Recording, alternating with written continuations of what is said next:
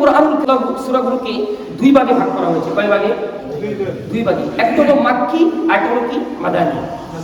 মাক্কি হলো রাসূল সাল্লাল্লাহু আলাইহি ওয়াসাল্লাম হিজরতের পূর্বে মক্কায় থাকাকালীন যে সূরাগুলো অবতীর্ণ হয়েছে এইগুলোকে বলে মাক্কি সূরা। আর হিজরতের পরে উনি আবার কিন্তু মক্কায় এসেছেন, মদিনায় গিয়েছেন, কিন্তু এখানে বিষয়টা হলো হিজরত। মক্কা ছেড়ে মদিনায়, এটাকে বলে হিজরত। উনি যখন মক্কা ছেড়ে মদিনায় গেলেন, হিজরতের পরে যে সূরাগুলো অবতীর্ণ হয়েছে এইগুলো বলে মাদানী সূরা। মাক্কি সূরাগুলোর মধ্যে সাধারণত আল্লাহ তাআলা আলোচনা করেছেন কিয়ামত, হাসর, ফুলসিরাত, জান্নাত, জাহান্নাম।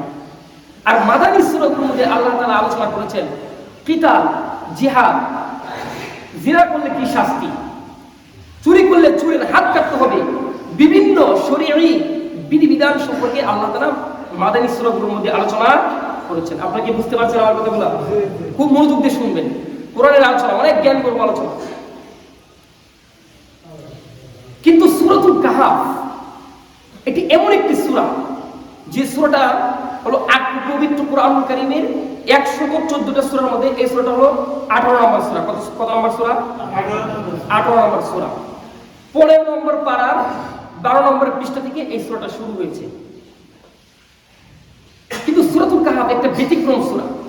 তার কারণ হলো এই সূরার মধ্যে আল্লাহ যা যা আলোচনা করেছেন তার মধ্যে প্রথম নাম্বার হলো ইয়াজুজ এবং মাজুজ, এই দুজনের কথা এই সূরার মধ্যে আলোচনা করেছেন আল্লাহ তাআলা। নাম্বার 2, শাতিবে রাসূল, অর্থাৎ রাসূল সাল্লাল্লাহু আলাইহি ওয়াসাল্লামকে কটাক্ষকারী, অপমানকারীর কি শাস্তি সে সম্পর্কে এই সূরার মধ্যে আলোচনা করা হয়েছে। নাম্বার 3, মুমিন বান্দাদের জন্য জান্নাতুল ফেরদৌসের ওয়াদা করেছেন আল্লাহ তাআলা এই সূরার মধ্যে, সে সম্পর্কে আলোচনা করা হয়েছে। নাম্বার 4, দুনিয়ার জীবন যে তুচ্ছ এটা আল্লাহ তাআলা এই সূরার মধ্যে একটি চমৎকার একটি দৃষ্টান্ত, এক্সাম্পলের মাধ্যমে আল্লাহ তাআলা বুঝিয়ে দিয়েছেন।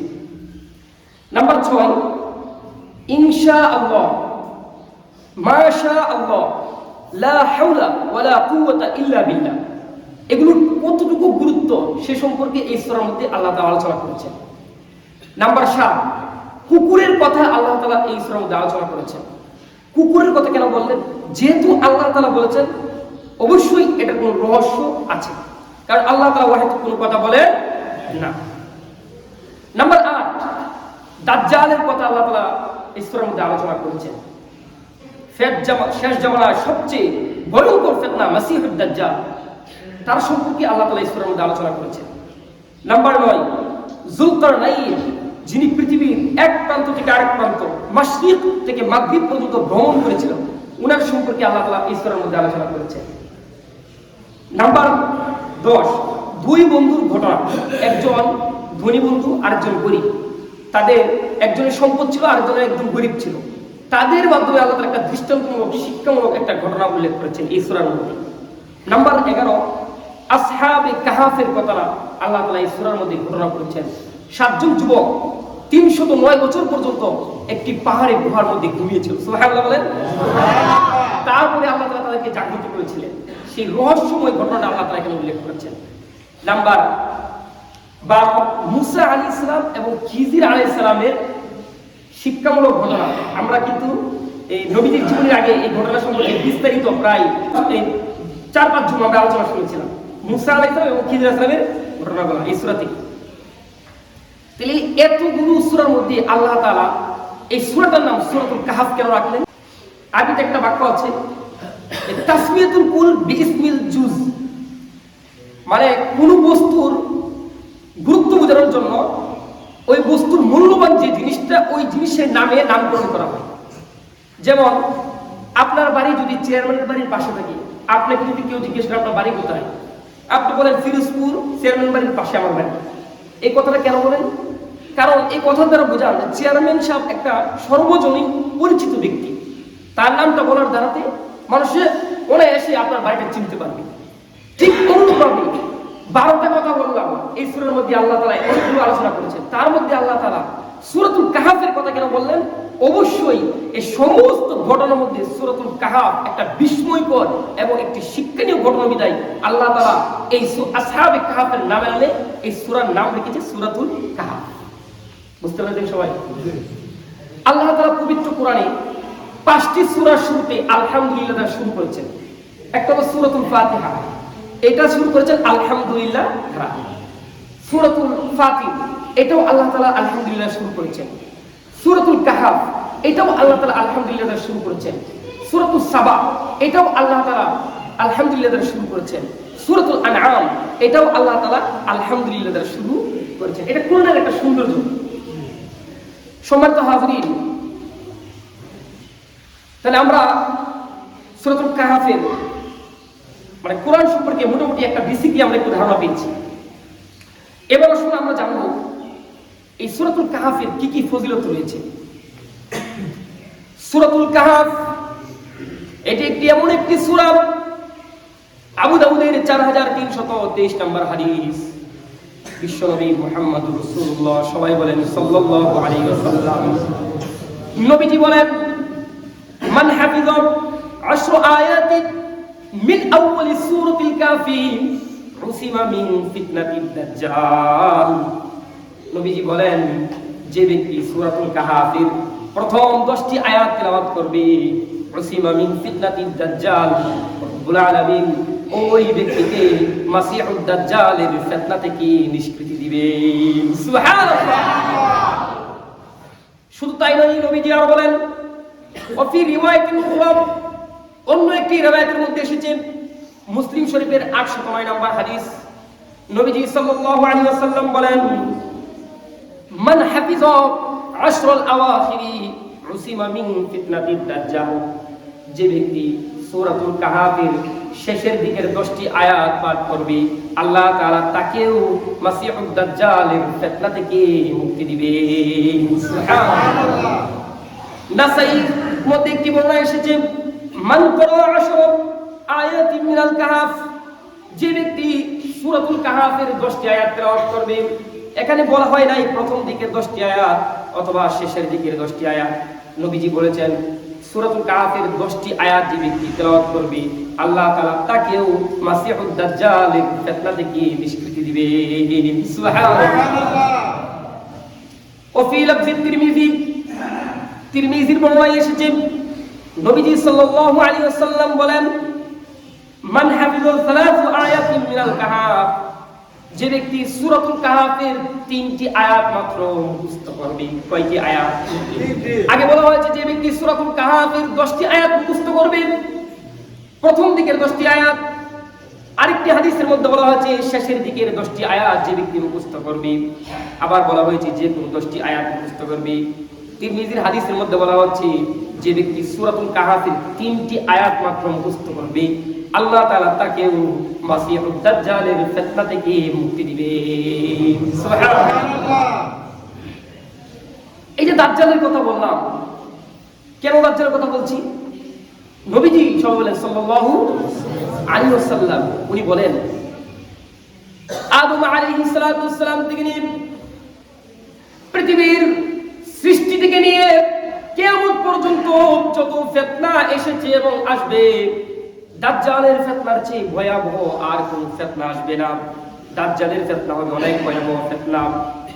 এই জন্যই নবীজি বুখারীর হাদিসের মধ্যে বলেন, 7131 নম্বর হাদিস, আর আনাস ইবনে মালিক রাদিয়াল্লাহু আনহু قال قال رسول الله صلى الله عليه وسلم, আনাস ইবনে মালিক রাদিয়াল্লাহু আনহু থেকে বর্ণিত, তিনি বলেন, নবীজি সাল্লাল্লাহু আলাইহি ওয়াসাল্লাম বলেছেন, মা মিন নাবিয়্যিন ইল্লা ওয়াকাদ আনযারা উম্মাতাহুল আ'ওয়ারুল কাযযাব, এমন কোন নবী নেই যে নবীরা তাদের উম্মতদেরকে মৃত্যু কানা দাজ্জাল সম্পর্কে সতর্ক করে না।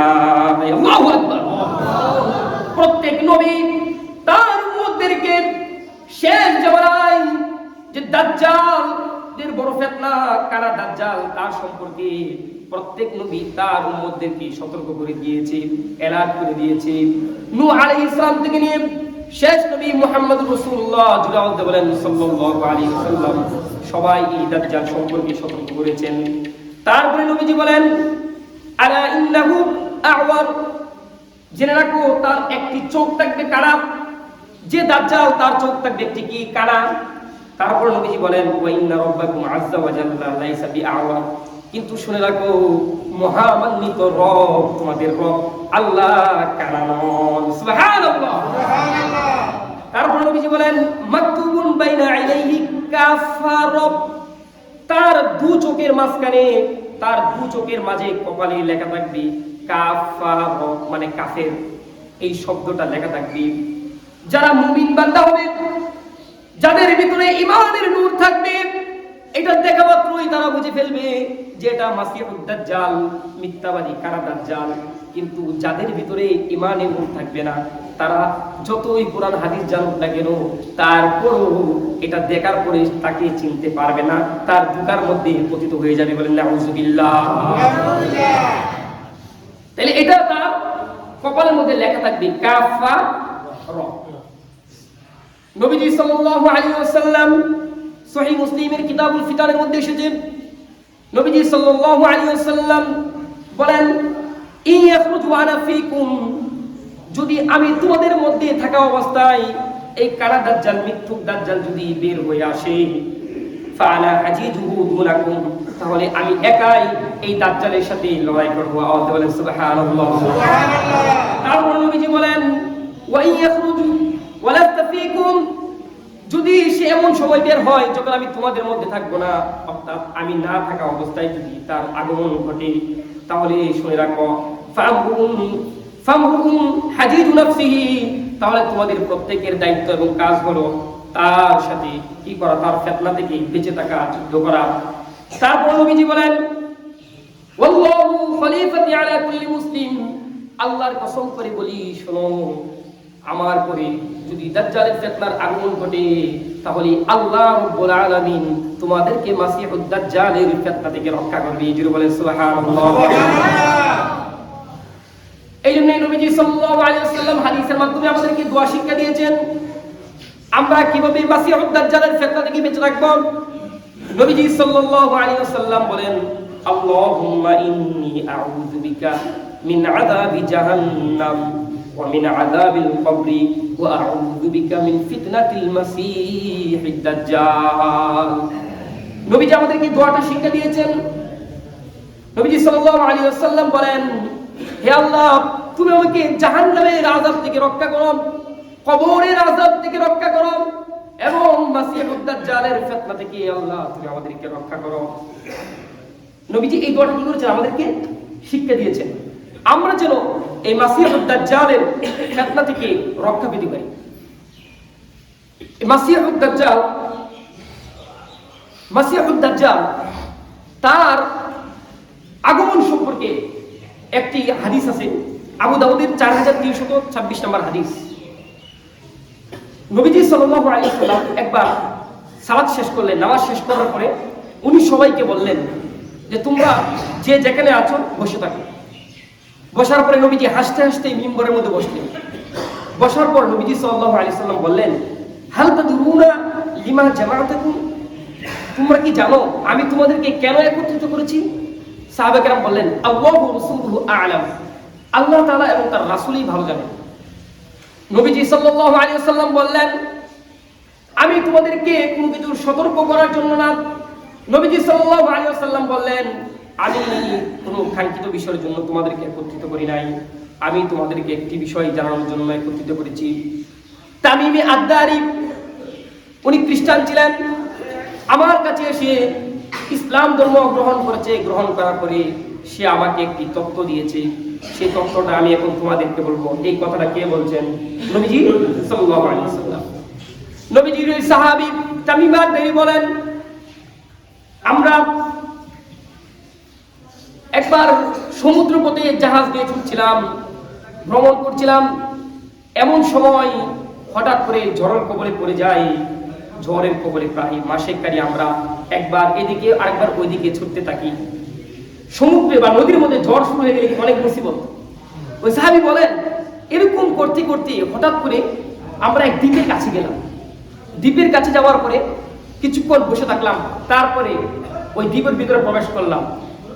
প্রবেশ করতে দেখলাম একজন ব্যক্তিকে, তাকে জিজ্ঞেস করলাম, দেখলাম একজন রূপ বিশিষ্ট একটা জানোয়ার। তাকে জিজ্ঞেস করলাম, তোমার নাম কি? সে বলল, আমার নাম হলো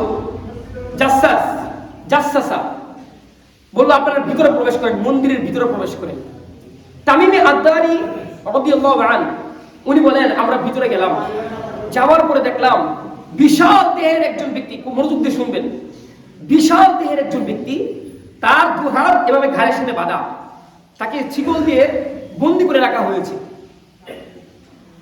ওই ব্যক্তি সাহাবে কেরামকে দেখার পরে জিজ্ঞেস করলো, বললো তিনটি প্রশ্ন করলো, বললো যে বাইসানের খেজুর গাছ যে আছে ওইখানে কি এখনো খেজুর হয়? সে বললো হ্যাঁ হয়। বললো অচিরেই ওইখানে আর কোনো খেজুর হবে না। তারপরে বললো যে জুগাড়ের ঝর্ণা সম্পর্কে, সেখানে কি এখনো পানি প্রবাহিত হয়? সাহাবে কেরাম বললেন হ্যাঁ হয়। তিনি বললেন অচিরেই পানি বন্ধ হয়ে যাবে, পানির সংকট দেখা দিবে। তারপরে বলল উম্মে নবীর আবির্ভাব কি ঘটেছে? শেষ নবী যিনি হবেন তার আবির্ভাব কি ঘটেছে? তারা বললেন হ্যাঁ ঘটেছে। এরপর সে বলল আমি হলাম দাজ্জাল, আল্লাহ তাআলা আমাকে অচিরেই আমাকে মুক্তি দিবেন, আর আমি আসার পরে মানুষকে বিভিন্ন ফিতনার মধ্যে ফেলবো, বিভিন্ন প্রলোভন দেখে মানুষকে আমি বিভ্রান্ত করব, জাহান্নামের পথে নিয়ে যাব। বলে নাউযুবিল্লাহ। এরপরে নবীজি সাল্লাল্লাহু আলাইহি ওয়াসাল্লাম আমাদেরকে এভাবে সতর্ক করে দিলেন, ইমাম মাহদী উনার পরে এই কারা দাজ্জালের আবির্ভাব ঘটবে, ঈসা আলাইহিস সালাম তাকে হত্যা করবে। এটা অনেক বড় আলোচনা, আমি সেদিকে যাব না। আমি শুধু যেহেতু সূরাতুল কাহফের তাফসীর করছি সেজন্য সংক্ষিপ্ত আকারে এগুলো বলে যাব। দাজ্জাল মানুষকে চার ভাবে ফিতনায় ফেলবে। কয়ভাবে? চার ভাবে। খুব ভালোভাবে শুনবে। একটা হলো ঈমানের পরীক্ষা। ঈমানের পরীক্ষার মধ্যে, বিশ্বাসের মধ্যে, মুহূর্তের মধ্যে সে মানুষকে জান্নাত দেখাবে, জাহান্নাম দেখাবে। আল্লাহ তাআলা তাকে এই পাওয়ারটা দিয়ে দিবে। দাজ্জালের এই পরীক্ষা থেকে, ঈমানের পরীক্ষা থেকে বাঁচার জন্য রব্বুল আলামিন সূরাতুল কাহফের মধ্যে আমাদের জন্য শিক্ষণীয় ঘটনা দিয়ে দিয়েছে। ঈমানের পরীক্ষা থেকে বাঁচার জন্য আসহাবী কাহফের ঘটনাটা সূরাতুল কাহফের মধ্যে আল্লাহ দিয়ে দিয়েছে। যখন ঘটনাটা বলবো তখন বুঝতে পারবেন। 2 নাম্বার, সম্পদের পরীক্ষা। তাকে অঢল সম্পদ দেওয়া হবে। সম্পদের মাধ্যমে মুমিন মানুষদেরকে, মুসলমান যারা আছে তাদেরকে ফিতনার মধ্যে ফেলে দিবে। আল্লাহ তাআলা তাকে অনেক সম্পদ দিবে। আল্লাহ তাআলা দাজ্জালের এই সম্পদের ফিতনা থেকে বাঁচার জন্য সূরাতুল কাহফের মধ্যে 2টা বাগানের মালিকের কথা উল্লেখ করে দিয়েছেন, যাদের মধ্যে একজন ছিল খুব সম্পদওয়ালা, আরেকজন ছিল খুব গরীব।